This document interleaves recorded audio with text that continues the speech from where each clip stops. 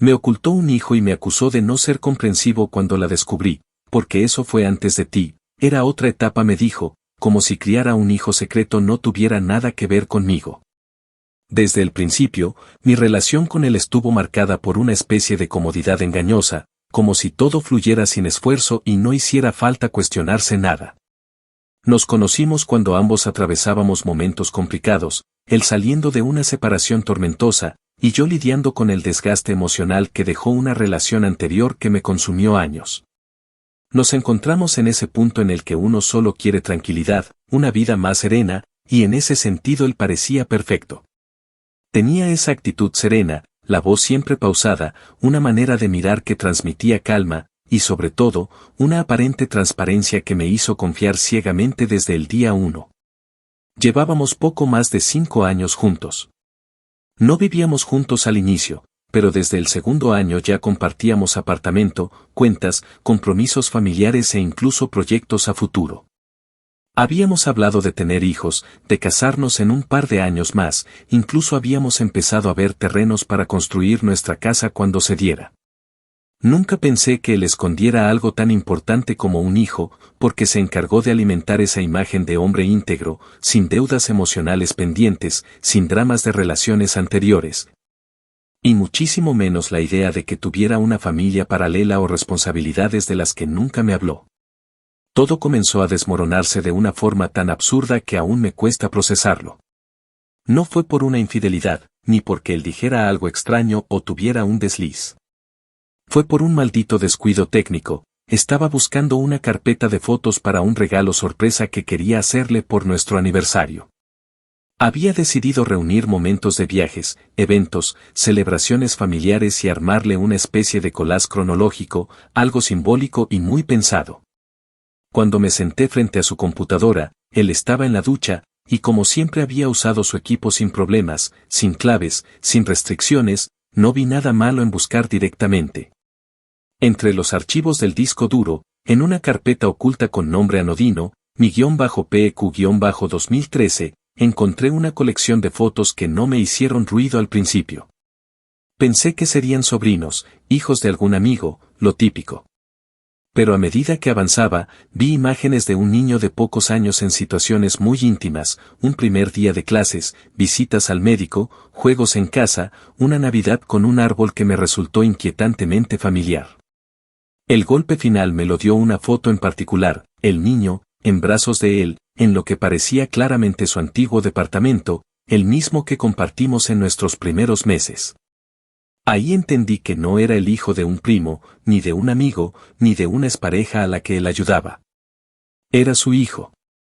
Uno del que jamás me habló, uno que formaba parte de una vida completamente silenciada, como si yo no tuviera derecho a saber. Lo confronté esa misma noche, después de tragarme la rabia y pensar que tal vez había una explicación coherente, algún trauma, alguna razón comprensible por la que había decidido omitir algo tan gigantesco. Pero en lugar de eso, lo que recibí fue un desplante. Se limitó a decir con cara de fastidio, eso fue antes de ti. Era otra etapa de mi vida. No entiendo por qué te pones así. Dijo que criar a ese niño fue algo que él hizo solo por un tiempo, que la madre se mudó y cortó contacto, y que como ya no era parte de su día a día, no tenía por qué revolcar el pasado y arruinar lo que teníamos. Me trató como si yo estuviera exagerando, como si estuviera buscando excusas para armar drama, como si mi dolor fuera una molestia innecesaria. Me quedé en shock. Ni siquiera supe cómo reaccionar. Durante días no pude comer ni dormir bien. Cada vez que lo veía a él moverse con esa naturalidad, como si no hubiera hecho nada grave, sentía que me hervía la sangre. Porque no se trataba solo de ocultar un hijo. Se trataba de que durante 5 años construí mi vida al lado de un hombre que, sabiendo que un día podía volver ese niño, o que esa verdad podía estallar, eligió mentirme con el silencio. Me hizo formar planes, construir sueños, armar una vida entera sin contarme que ya había sido padre. Y lo peor de todo es que, en lugar de asumir la culpa, me culpaba a mí por no ser comprensiva. Pasaron unas semanas y no dejé de pensar en todo lo que había callado, en todo lo que posiblemente seguía escondiendo. No era solo esa carpeta. Recordé excusas que ahora cobraban sentido, reuniones fuera de hora, llamadas rápidas que él cortaba y luego decía que eran del trabajo. Pequeñas escapadas a ver a su madre en fechas que ahora coincidían con los cumpleaños del niño. Me sentí humillada. No solo por lo que descubrí, sino por haber sido tan ingenua. Por confiar tanto. Por creer que alguien que se presentaba como honesto lo era de verdad. Pero más allá del dolor, lo que me terminó de empujar al otro lado fue esa arrogancia con la que él enfrentó todo. Esa forma en la que me habló como si fuera yo la que debía pedir disculpas por hurgar en su pasado. Esa frase exacta, no deberías meterte donde no te han llamado, fue la gota que rebalsó el vaso. Ahí fue cuando supe que no bastaba con romper. Tenía que hacer que lo sintiera. Que cada una de sus mentiras le pasara factura. Que aprendiera, a la mala, que no se puede jugar así con la vida de alguien más sin esperar consecuencias. Y así, casi sin buscarlo, nació en mí la necesidad de venganza. No por capricho. No por orgullo. Sino por justicia. Actualización 1. Pasaron un par de semanas desde ese primer descubrimiento y, lejos de calmarme o intentar reconciliarme con la idea de que todo podía arreglarse, cada día que amanecía sumaba una capa más de resentimiento en mi pecho. Al principio intenté mantenerme ocupada, llenar el tiempo con trabajo, amigos, salidas. Pero nada me quitaba la rabia interna que hervía cada vez que escuchaba su voz o lo veía entrar por la puerta con esa expresión relajada, como si nada grave hubiera pasado. Era impresionante cómo podía moverse por la casa con naturalidad, preparar su café por la mañana, mandar mensajes de WhatsApp mientras sonreía, revisar su Instagram sin la menor preocupación. Como si ese hijo oculto fuera un detalle irrelevante. Yo, en cambio, estaba rota, con la cabeza hecha un torbellino de preguntas, preguntándome cómo había sido tan ciega, cómo permití que durante años me metiera en una relación construida sobre una mentira tan grande. Tan invasiva, tan cargada de consecuencias. Una noche, mientras él dormía, tomé su teléfono. Sabía su clave, nunca me la había ocultado porque jamás pensó que yo fuera capaz de revisar algo. Me temblaban las manos mientras recorría las conversaciones archivadas de WhatsApp, porque sabía que si había algo más, lo encontraría ahí. Y lo encontré. Conversaciones con la madre del niño, mensajes cariñosos, arreglos para verse en cumpleaños, fotos que ella le mandaba de las tareas escolares, incluso notas de voz en las que el pequeño le decía te quiero, papá. Cada palabra era como un puñal que me atravesaba el estómago. No podía creer que durante todos esos años él me dijera que no estaba listo para formar familia conmigo, que prefería esperar, que tenía miedo al compromiso, cuando ya era padre. Me ardía la cara del coraje y la humillación. No solo me había mentido, sino que había construido una vida paralela de la que yo no era parte, mientras me hacía sentir que era yo quien pedía demasiado. Al día siguiente, apenas amaneció, abrí una cuenta falsa en Instagram. No iba a actuar de manera directa, no quería explotar todo en un arrebato, necesitaba control, planificación, precisión en cada paso. Desde ese perfil anónimo, busqué a la madre del niño, encontré sus fotos familiares, sus publicaciones dedicadas a su hijo, y sobre todo, identifiqué los momentos en que mencionaba a mi pareja. Esos posteos antiguos donde ella aún lo etiquetaba en fotos de cuando eran pareja. Fue extraño ver cómo ella mantenía una especie de respeto por la historia compartida, sin exponerse demasiado, pero bastó revisar las fechas y los comentarios cruzados para saber que su vínculo seguía vivo. Aunque de otra forma. Le envié un mensaje privado, presentándome como alguien cercano a él, diciéndole que había cosas que debía saber, que era importante, que lo que tenía para mostrarle cambiaría su percepción de todo. Ella no respondió de inmediato, lo cual me puso aún más nerviosa. Pasaron 2 días completos antes de que ella finalmente me contestara. Su mensaje fue breve y directo: ¿quién eres y qué quieres? No me anduve con rodeos. Le dije que durante 5 años había sido la pareja formal de su ex, que había vivido bajo el mismo techo con él, que habíamos hecho planes de boda, de hijos, de familia, sin que jamás me dijera que ya tenía un niño. Al principio me respondió con frialdad, dudando de mi historia, como si pensara que yo era alguna amiga despechada o una conocida metida de más. Pero cuando le envié las capturas de pantalla, las fotos nuestras, las conversaciones de WhatsApp en las que él me prometía una vida juntos mientras organizaba los cumpleaños del niño, su tono cambió por completo. Me escribió un párrafo largo donde me decía que nunca imaginó que él tuviera otra relación tan seria, que siempre le había hecho creer que estaba solo, que no quería saber nada de compromisos, que su prioridad era el niño. Fue como si, de repente, dos mundos colapsaran uno sobre el otro, como si ambas hubiéramos estado viviendo en burbujas completamente separadas, ignorando la existencia de la otra. Esa misma noche, ella publicó una historia en su Instagram, una frase cargada de doble sentido que solo yo podía entender: las mentiras tienen patas cortas. Yo supe de inmediato que el primer hilo se había soltado. No había vuelta atrás. Poco después supe, por lo que ella misma me contaba ya por mensajes directos, que había decidido hablar con sus abogados. Él siempre se había hecho cargo económicamente del niño, pero nunca formalizaron nada legal, todo era bajo acuerdo mutuo, y ella había dejado pasar el tiempo porque confiaba en que él nunca fallaría. Pero al enterarse de mi existencia, de la relación paralela, de las promesas que él me hacía mientras posaba de padre ejemplar, decidió que ya no podía confiar más.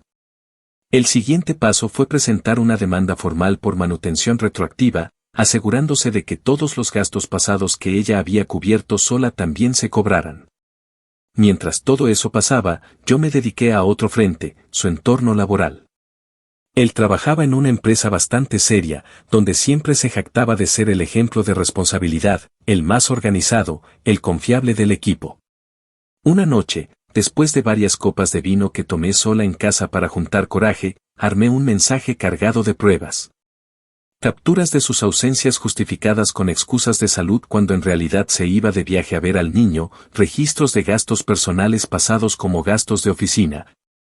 Capturas de chats donde le pedía a un compañero que lo cubriera porque tenía una emergencia familiar que en realidad eran fiestas de cumpleaños. Todo eso lo empaqueté y lo envié directamente, desde un número anónimo, al gerente general y a recursos humanos. No me tembló la mano. Mientras lo hacía, pensé en cada vez que él me había hecho sentir pequeña por pedirle tiempo, por pedirle explicaciones, por pedirle claridad. Pensé en su voz diciéndome: no hagas un drama por cosas que no importan, mientras sostenía un teléfono que guardaba conversaciones con otra familia.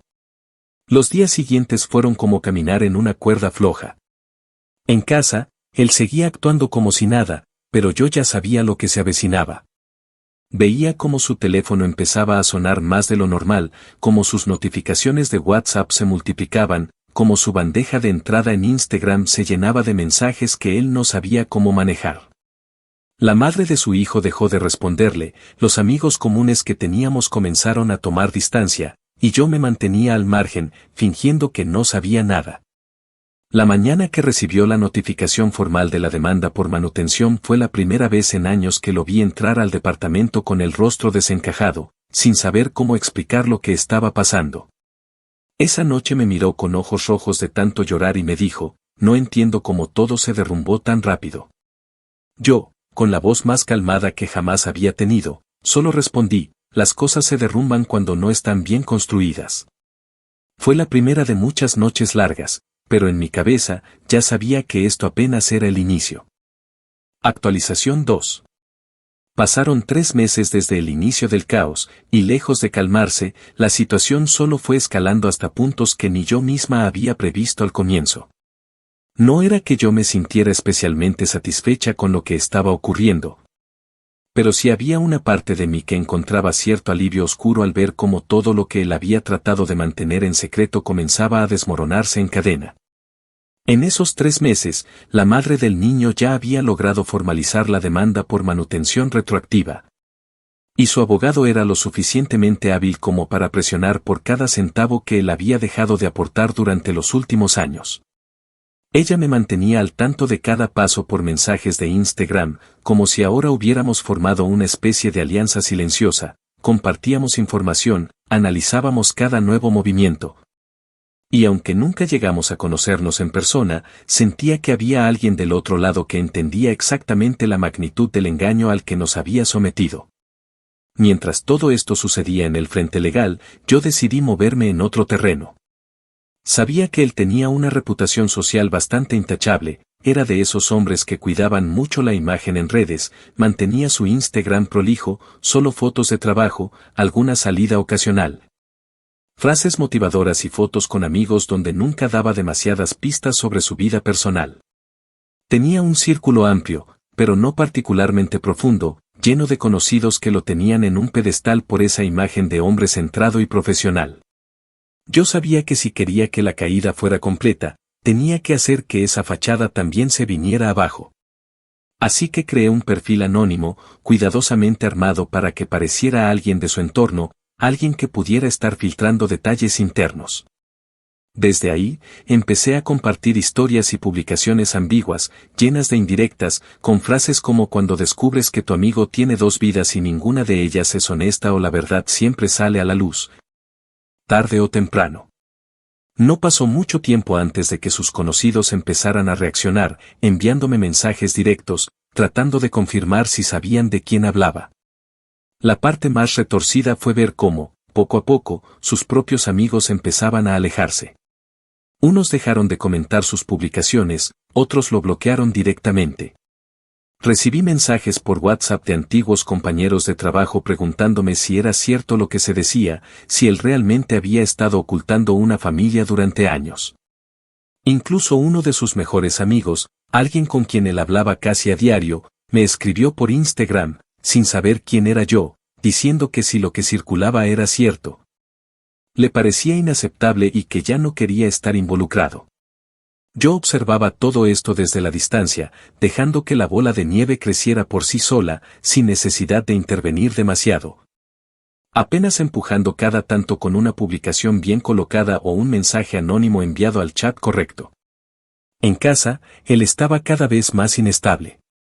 Pasaba de momentos de ira contenida, golpeando puertas y maldiciendo en voz baja, a etapas de tristeza casi infantil, donde se encerraba en el baño durante horas o se sentaba frente a su computadora a intentar arreglar cosas que ya no tenían arreglo. Yo lo observaba, lo escuchaba hablar solo, mandaba mensajes de WhatsApp tratando de calmar a gente que claramente ya no quería saber nada de él y solo pensaba en cómo, durante tanto tiempo, había sostenido su vida con alfileres. Porque eso era lo que había hecho, construir una vida entera sobre mentiras, sobre omisiones, sobre medias verdades que en algún momento tenían que salir a flote. Me preguntaba cómo había logrado mantenerlo todo en pie tanto tiempo, cómo no se le había escapado antes, cómo pudo vivir con esa duplicidad sin que lo destrozara por dentro. Una noche, mientras él dormía profundamente después de un largo día de llamadas fallidas y reuniones canceladas, revisé su teléfono nuevamente. Vi que había estado tratando de contactar a la madre del niño, quien no le respondía desde hacía semanas, y que había estado mandando mensajes larguísimos a amigos que ya lo habían bloqueado. También noté algo nuevo, mensajes a su jefe directo, intentando explicar lo inexplicable. Le decía cosas como esto es solo un malentendido, puedo aclararlo, por favor dame una reunión para hablarlo en persona y no creas todo lo que escuchas, sabes que siempre he sido profesional. Leí esos mensajes con una mezcla de asco y tristeza. Asco porque sabía que seguía mintiendo, tratando de minimizar todo como si fuera un simple chisme de oficina, y tristeza porque, en el fondo, él aún no comprendía que lo estaba hundiendo no era el escándalo, sino las decisiones que lo precedieron. Decidí entonces que había llegado el momento de ir un paso más allá. Si quería que entendiera la magnitud de lo que había hecho, debía tocar lo que más le importaba, su estabilidad financiera. No era una persona rica, pero había logrado ahorrar bastante a lo largo de los años. En parte porque yo había cubierto muchas de las cuentas compartidas mientras él ordenaba sus finanzas para un supuesto proyecto de inversión que ahora sabía que nunca existió. Así que, usando las pruebas que ya tenía y los datos que la madre del niño me había proporcionado, le presenté todo a un abogado que conocía y que sabía moverse rápido. El plan era congelar las cuentas conjuntas bajo el argumento de posibles movimientos irregulares relacionados con la manutención del niño. Y presionar para que el dinero que él intentaba salvar quedara asegurado como parte de los pagos que debía realizar. El proceso tomó apenas unas semanas, gracias a la velocidad con la que se estaban moviendo las demandas. Una tarde, al volver del trabajo, o mejor dicho, de lo poco que quedaba de su trabajo, lo vi entrar por la puerta con el rostro completamente desencajado. Llevaba su teléfono en la mano, apretándolo tan fuerte que pensé que lo iba a romper. Murmuraba entre dientes, hablaba solo, decía cosas como no puede ser, esto es un maldito error. Esa noche, cuando finalmente decidió hablarme, me dijo, casi suplicando, ¿sabías que me congelaron las cuentas, que no puedo sacar ni un centavo? Esto es injusto, están exagerando todo, solo fue un malentendido. Yo lo miré fijo, sin parpadear, y le respondí con la voz más calma del mundo, quizás es el momento de que empieces a entender que no puedes vivir eternamente evitando las consecuencias de tus actos. No me gritó, no discutió, no me insultó. Solo se quedó sentado en el borde de la cama, con la cabeza entre las manos, repitiendo una y otra vez que todo esto se le había ido de las manos. Esa fue la primera noche en mucho tiempo que dormí en paz. Sabía que aún quedaba mucho por hacer, pero también sabía que, por primera vez, él estaba empezando a sentir, en carne propia, el peso de todo lo que había sembrado. Y eso, para mí, era solo el principio. Actualización 3. Había pasado poco más de medio año desde que todo comenzó a venirse abajo para él, y aunque la presión legal seguía su curso y la parte financiera ya lo había golpeado con fuerza, yo sentía que aún quedaba una parte intacta de su imagen, la fachada social. Esa máscara que seguía sosteniendo con las pocas fuerzas que le quedaban, esa necesidad de aparentar que estaba resolviendo todo, que solo era una racha, que ya volvería a estar bien.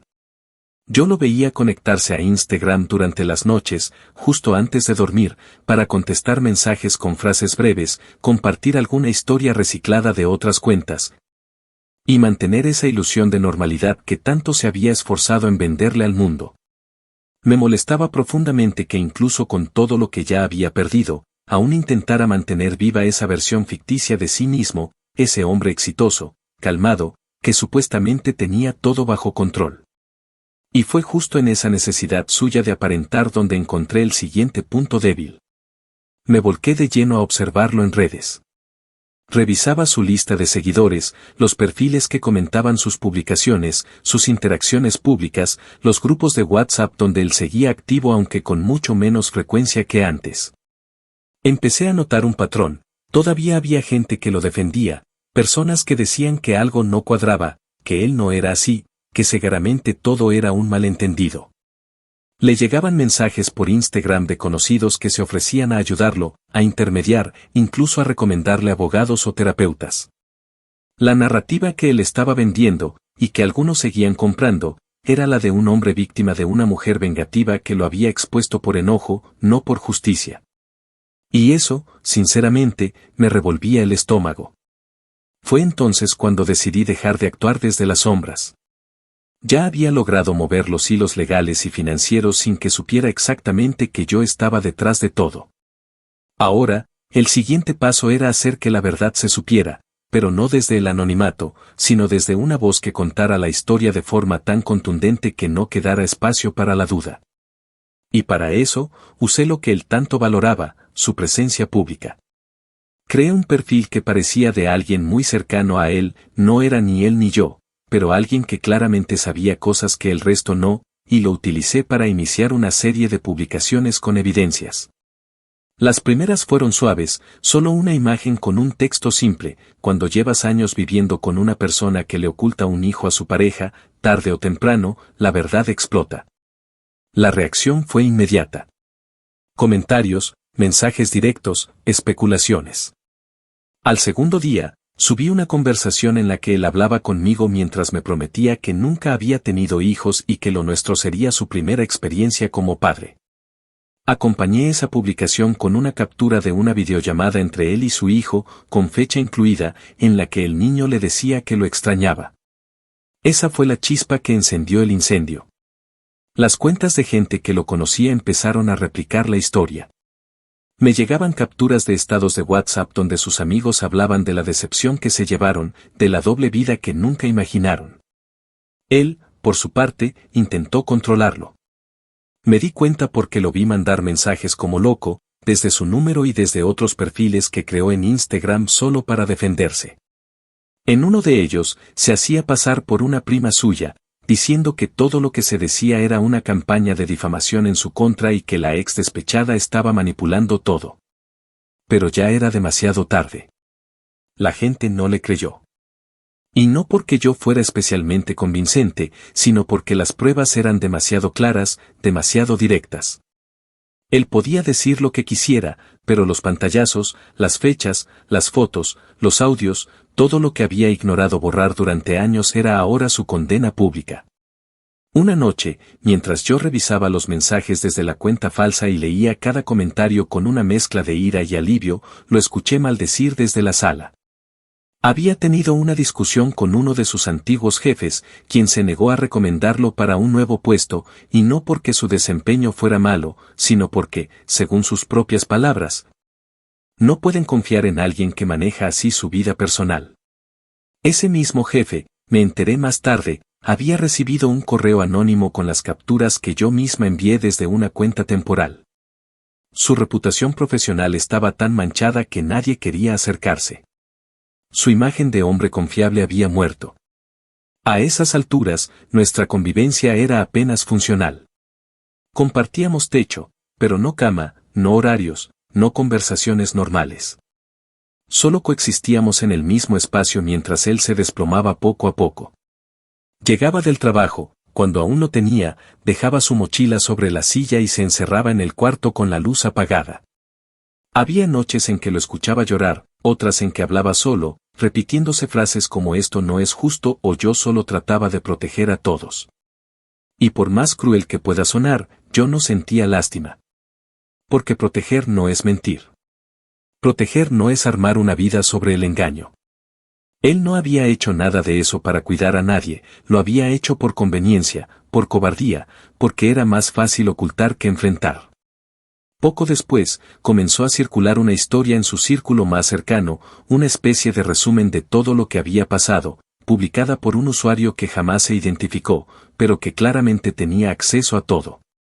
Esa historia fue reenviada por WhatsApp de grupo en grupo, de chat en chat, hasta que terminó en uno donde estaba su madre. Fue ella quien finalmente lo llamó para preguntarle si era verdad todo lo que se decía. Él no lo negó. Al contrario, me enteré, porque ella misma me escribió por Instagram unas semanas más tarde, que había llorado frente a ella, le había dicho que estaba perdiéndolo todo, que no entendía cómo había llegado tan lejos.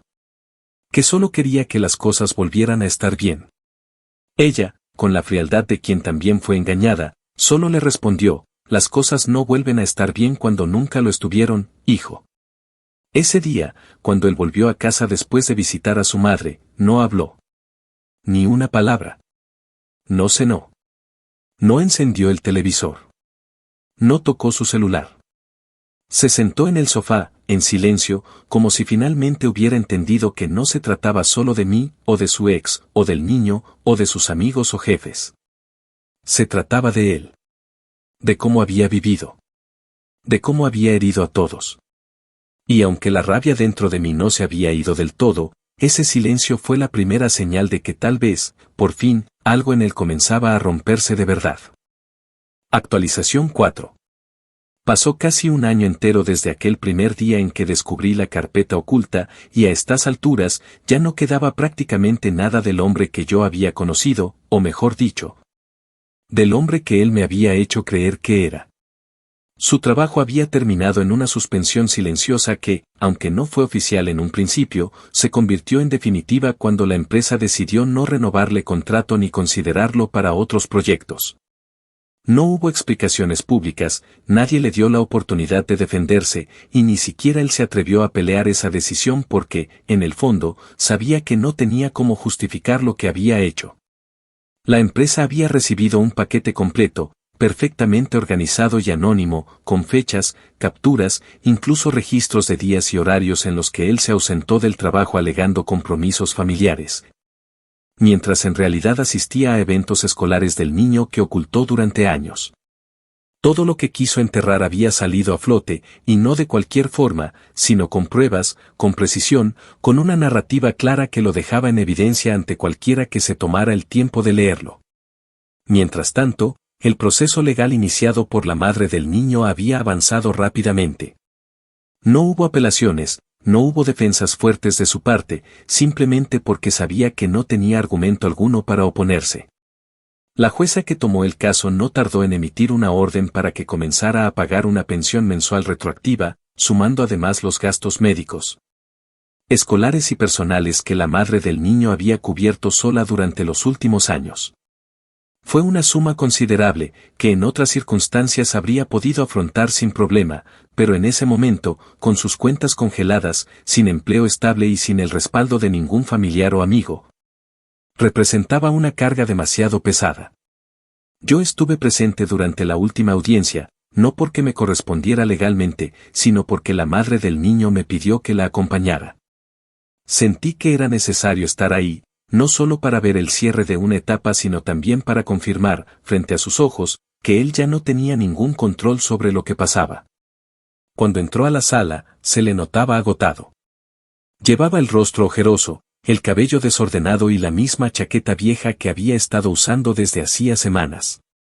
No levantó la mirada ni una sola vez mientras se le leía el fallo, mientras los abogados hablaban o mientras la jueza lo reprendía por haber omitido una responsabilidad tan fundamental. Cuando finalmente firmó los papeles que lo comprometían a pagar mensualmente y a hacerse responsable de los costos anteriores, su mano temblaba visiblemente. Nadie dijo una palabra de más. Nadie lo consoló. Nadie lo felicitó por haber asumido. Solo hubo silencio, ese tipo de silencio que pesa más que cualquier grito. Cuando terminó la audiencia, yo me adelanté unos pasos y, sin decirle nada directamente, dejé sobre la mesa una pequeña hoja doblada con una frase escrita a mano que tenía preparada desde hacía semanas. Era un mensaje breve, pero cargado de todo el peso emocional que había acumulado durante meses. Le había escrito, que nunca vuelvas a pensar que una etapa de tu vida no afecta a las personas que decidiste involucrar después. No se trata de lo que pasó antes, sino de lo que elegiste ocultar cuando ya tenías con quien compartirlo. No esperé a ver su reacción. No me interesaba que la leyera frente a mí. No buscaba una disculpa, ni una escena, ni una nueva justificación absurda. Solo quería que ese pedazo de papel fuera un recordatorio permanente de que el daño que causó no fue accidental, fue deliberado, y que esa traición ya no tenía vuelta atrás. En los días siguientes, su madre, que hasta entonces se había mantenido relativamente al margen, me escribió por Instagram. Me sorprendió que lo hiciera, pero su mensaje no fue ofensivo ni defensivo. Me dijo que nunca pensó que su hijo fuera capaz de algo así, que ella siempre lo consideró reservado, pero no mentiroso, y que le dolía profundamente cómo había destrozado todo lo que había construido.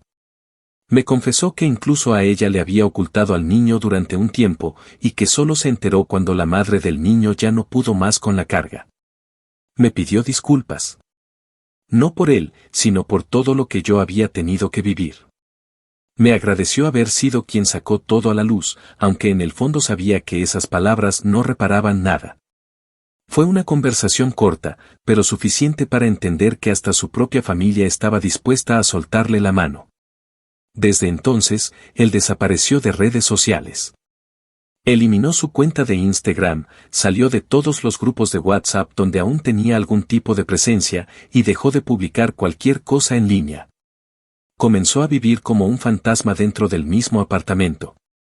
Yo, por mi parte, ya había iniciado los trámites para mudarme, había buscado asesoría para recuperar todo lo que invertí durante esos años y me preparaba para salir de esa etapa con la cabeza en alto. Él apenas comía, dormía la mayor parte del día y evitaba cualquier tipo de conversación conmigo. No porque yo lo ignorara o lo atacara constantemente, sino porque simplemente no había nada más que decir. Ya lo había perdido todo, su imagen, su reputación, sus ahorros, su estabilidad emocional y, sobre todo, la posibilidad de volver a ser alguien en quien se pudiera confiar. Una noche, lo escuché llorar. No esos sollozos suaves de quien se lamenta, sino un llanto descompuesto, como el de un niño que ya no puede sostener su dolor. Me senté en la cocina, en silencio, y por un instante pensé en levantarme, en consolarlo, en decirle que todo pasa. Pero no lo hice. Porque no todo pasa. Porque hay cosas que uno decide, que uno construye, y cuando esas cosas se hacen desde el egoísmo, desde la cobardía, no hay consuelo que valga. Lo dejé llorar, lo dejé solo, y al día siguiente, cuando despertó y se encontró con la sala vacía porque yo ya había empezado a empacar, entendió que lo que estaba llorando no era solo la pérdida de una relación, sino el precio de todo lo que se atrevió a ocultar durante años. Y aunque la venganza no me devolvía el tiempo perdido, ni las ilusiones destruidas, me dio algo más valioso, la certeza de que, por fin, él estaba enfrentando el daño que había causado. No como un error que se puede explicar, sino como una consecuencia que debía cargar. Y eso, después de todo, era lo único que realmente buscaba. Actualización final. Pasaron 18 meses desde que todo estalló, y si cierro los ojos y trato de recordar cómo era mi vida antes de esa tormenta, se siente como si perteneciera a otra persona, a otra historia. Como si yo misma hubiera sido una versión distinta de mí, una que ya no existe. Hoy vivo en un apartamento nuevo, lejos de aquel lugar cargado de recuerdos agrios, rodeada de nuevas amistades, de nuevas rutinas, y con la paz que durante mucho tiempo creí que jamás volvería a tener. No niego que hubo momentos, sobre todo al principio, en que me cuestioné si todo lo que hice fue lo correcto, si de alguna manera me había excedido, si empujar su caída hasta ese nivel fue demasiado. Pero cada vez que esos pensamientos intentaban instalarse en mi cabeza, los espantaba recordando cada noche de mentira, cada promesa vacía. Cada pedazo de verdad arrancado a la fuerza porque él decidió construir su vida a partir del engaño. No me arrepiento. Porque mi venganza no fue por maldad, fue por dignidad. Desde que salí de su vida definitivamente, supe por algunos amigos en común, muy pocos, porque la mayoría lo abandonó sin mirar atrás, que él intentó buscar ayuda profesional. Me contaron que había empezado terapia, que había intentado retomar el contacto con su hijo de una forma más estable, que incluso había hablado de mudarse de ciudad para empezar de cero. Pero lo cierto es que su reputación quedó tan marcada que ni siquiera en su propio círculo laboral encontró oportunidades.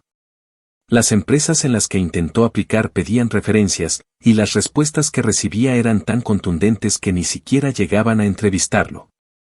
Su antiguo jefe, el mismo que en su momento lo había considerado un modelo de profesionalismo, se encargó de dejar bien claro que no podía recomendar a alguien que había sido capaz de ocultar aspectos fundamentales de su vida a todos los que lo rodeaban. El mundo profesional es pequeño, y cuando alguien mancha su nombre de esa forma, es casi imposible limpiar la reputación. En lo personal, me llegaron rumores de que intentó reinsertarse socialmente, rearmar su grupo de amigos, recuperar ciertos vínculos familiares, pero el daño ya estaba hecho. No se trataba solo de lo que había hecho conmigo o con la madre de su hijo, sino de la forma en que había mentido a todos, sosteniendo durante años una doble vida que no se justificaba por ninguna circunstancia. Porque nadie le pedía que fuera perfecto, nadie le exigía que fuera un santo, pero sí había una expectativa básica de honestidad, de coherencia, de respeto por las personas a las que elegía involucrar en su vida. Eso fue lo que rompió. Eso fue lo que lo aisló, lo que lo dejó solo, lo que convirtió cada intento de reparación en una cadena de puertas cerradas. Yo, por mi parte, comencé a reconstruirme lentamente. No fue fácil. Hubo días en que despertaba sobresaltada, pensando que aún vivía en aquel apartamento, que todavía compartíamos techo, que seguía atrapada en esa telaraña emocional que me había mantenido paralizada durante tanto tiempo. Pero con cada pequeño paso que daba hacia adelante, con cada mudanza, cada nuevo proyecto, cada conversación honesta con gente nueva, fui encontrando espacios donde respirar. Aprendí a reconocer los patrones de mi propio silencio, ese que me había mantenido sumisa, temerosa de enfrentar verdades incómodas por miedo a perder lo que creía que era amor. Y aprendí que el verdadero amor propio empieza cuando decides no tolerar lo intolerable, cuando eliges decir basta, cuando tienes el coraje de mirar a alguien a los ojos y decir, aquí no más. No volví a tener contacto directo con él. No respondió nunca los últimos mensajes que le dejé cuando me mudé, mensajes donde le dejaba claro que no quería reconciliaciones, que no buscaba explicaciones ni perdón, que simplemente quería que entendiera que nuestras historias ya no caminaban juntas. Hubo un par de intentos tímidos de su parte, llamadas perdidas, mensajes de WhatsApp a las 3 de la mañana que nunca contesté, flores dejadas en la puerta de mi antiguo apartamento que yo nunca recogí. Cada uno de esos gestos no hacía más que confirmar que él seguía atrapado en esa lógica de parches, de querer arreglar superficialmente lo que estaba podrido de raíz. Pero yo ya no era esa mujer que necesitaba escucharlo, que quería una disculpa, que soñaba con una explicación mágica. Yo era una mujer que había aprendido a levantarse sola, a caminar sola, a reconstruirse sin pedir permiso. El día que finalmente cerré el último capítulo fue cuando, por casualidad, me crucé con la madre de su hijo en una cafetería. Nos miramos, hubo un momento incómodo en que no sabíamos si saludarnos o no, pero al final ella se acercó y me agradeció. Me dijo que, aunque el proceso había sido doloroso para todos, especialmente para su hijo, también había sido necesario. Porque, según sus palabras, era mejor tener un padre caído pero verdadero, que un padre admirado pero falso. Esa frase me quedó dando vueltas durante días, porque condensaba en pocas palabras todo lo que yo había sentido durante meses. Y fue entonces cuando supe, de verdad, que mi venganza no había sido solo por mí. Había sido por todos los que merecíamos claridad, por todos los que fuimos arrastrados por sus mentiras, por todos los que teníamos derecho a conocer la verdad. Hoy, cuando me preguntan cómo superé esa historia, cómo logré levantarme después de una traición tan profunda, respondo siempre lo mismo: transformé el dolor en fuerza. No me quedé esperando justicia, fui y la construí con mis propias manos. No permití que la historia terminara en silencio, la narré, la expuse, la convertí en una lección que él jamás podría olvidar. Y, sobre todo, no permití que me definiera. Porque al final del día, la verdadera victoria no fue verlo caer. La verdadera victoria fue aprender a caminar sin cargar su peso, sin arrastrar su sombra, sin necesitar que él entendiera lo que yo ya había entendido, que hay errores que no se reparan, que hay traiciones que te marcan para siempre. Y que hay personas que, simplemente, no merecen volver a formar parte de tu vida.